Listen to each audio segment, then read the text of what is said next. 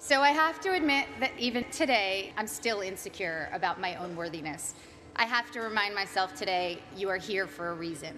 I felt like there had been some mistake, that I wasn't smart enough, and that every time I opened my mouth, I would have to prove I wasn't just a dumb actress.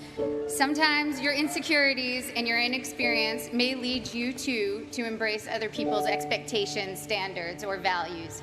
But you can harness that inexperience to carve out your own path, one that is free of the burden of knowing how things are supposed to be, a path that is defined by its own particular set of reasons.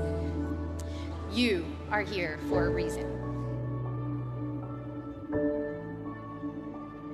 Each time you set out to do something new, your inexperience can either lead you down a path where you will conform to someone else's values, or you can forge your own path, even if you don't realize that's what you're doing.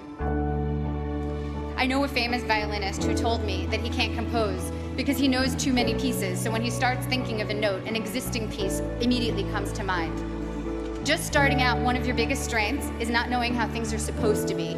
You can compose freely because your mind isn't cluttered with too many pieces.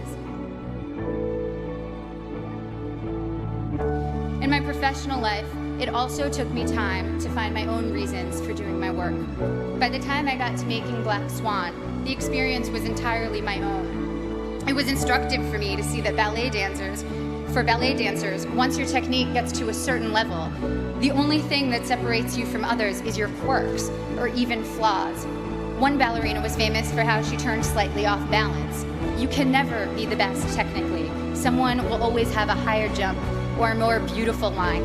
The only thing you can be the best at is developing your own self. Authoring your own experience was very much what Black Swan itself was about, because my character Nina is only artistically successful when she finds perfection and pleasure for herself, not when she's trying to be perfect in the eyes of others.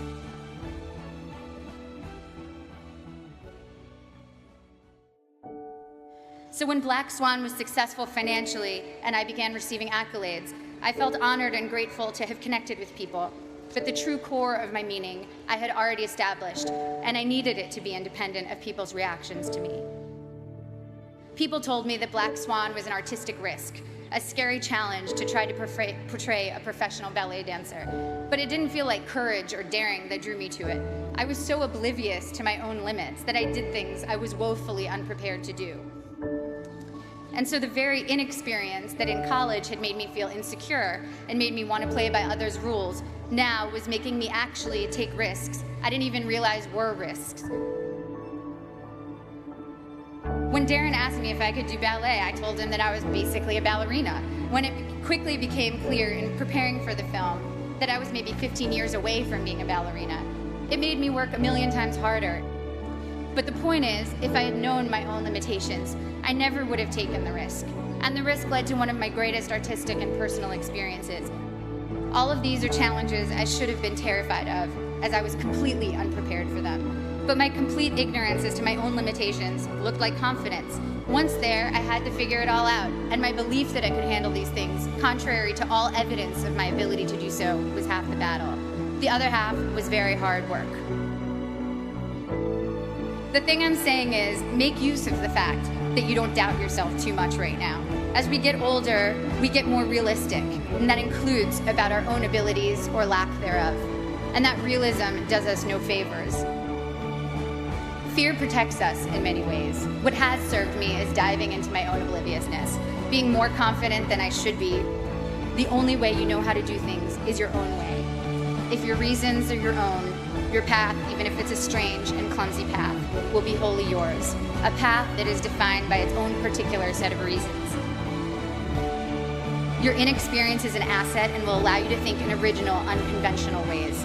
Accept your lack of knowledge and use it as your asset. It changed the very questions I was asking. To quote one of my favorite thinkers, Abraham Joshua Heschel, to be or not to be is not the question. The vital question is how to be and how not to be.